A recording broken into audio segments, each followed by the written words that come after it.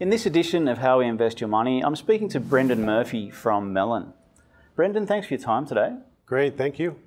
Now, we're speaking about fixed income, and we've heard a lot in recent times about the equity markets, and fixed income tends to have been glossed over a little bit.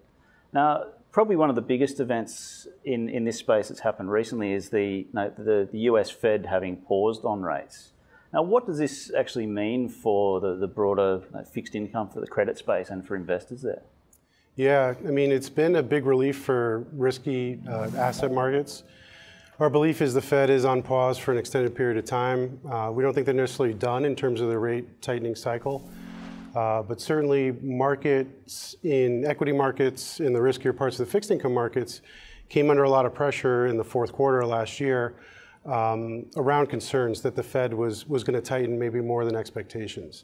So the fact that they've paused at this point is really eased financial conditions and helped those riskier assets perform well. So what's your expectation for the remainder of 2019? Yeah, so our belief is that the Fed's not done and that they are going to resume the tightening cycle, but that's been a bit delayed. So we look for the Fed to raise 2 more times this year, but in September as well as in December. And that's based on the belief that the US economy is likely to stabilize over the next few quarters.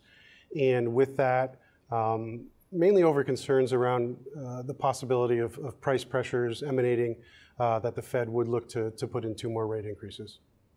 And how does this play into the types of credit securities that you prefer right now? Yeah, so I think we've got a very narrow window where you could see credit perform reasonably well. You could see risky assets perform reasonably well. But we would view that more as an opportunity to get more defensive in terms of the portfolio positioning, because ultimately as the Fed comes back onto the table in the later part of the year, as we expect, that could introduce more volatility in markets. So we're looking at ways to increase the credit quality of the portfolio, as well as the liquidity profile of the portfolio. So, moving up in quality in terms of the credit ratings, moving from unsecured credit to secured credit, basically moving up in quality. Can you talk about some of the specifics there in terms of, say, how your exposures to emerging market debt or to sovereign debt has changed? Sure. So, generally speaking, starting with high yield credit, for example, has been an area of the market that we've had very low exposure. We've taken that exposure down throughout the course of 2018. Investment grade credit, similarly, we've taken that exposure down. Emerging market debt, we've reduced the exposure on the margin, but it's still one of the parts of the market that we're a little bit more constructive on. Part of that is based on the belief that the US dollar is likely to weaken over the next few years, which is the belief that we have. We think that should be supportive of emerging market debt overall. But generally speaking, we have been reducing the overall credit risk in the portfolio. Speaking more generally in terms of the broader global macro environment, how should investors position their portfolio in terms of fixed income assets? Yeah, so I think first and foremost, diversification is key. I think we've gone through a period where central banks have been very accommodative. That led to low levels of volatility in markets. And we're entering a period, and I think 2018 was a good example of a period in which volatility is likely to increase. So as that liquidity is withdrawn from the system, as central banks look to tighten policy more and more, that could potentially lead to greater volatility in markets. And some of that is idiosyncratic in nature. We saw that last year in emerging markets in places like Argentina and Turkey. And some of it's a bit more systematic. And we saw that with US high yield, for example, which sold off significantly at the end of last year. So I think diversification, first and foremost, is important. I think having an emphasis on liquidity in your portfolio is also important. Sometimes these dislocations in markets can present tactical opportunities, and that liquidity benefit for your fixed income manager is going to be essential.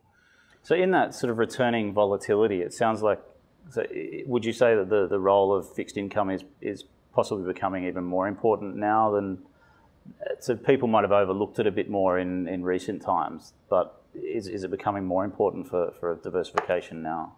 Yeah, absolutely. I think, the significant amount of intervention that we've seen from central banks depressed developed market government bond yields, depressed cash rates to levels that made fixed income relatively unattractive as an investment destination.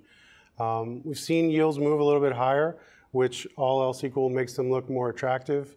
In fact, in the U.S. right now, you can get 2-ish% yields with relatively little risk. That's very different than the environment we were in a number of years ago. So having a diversified, high-quality fixed income portfolio, I think can act as a very strong balance to your portfolio and is an important consideration in overall asset allocation.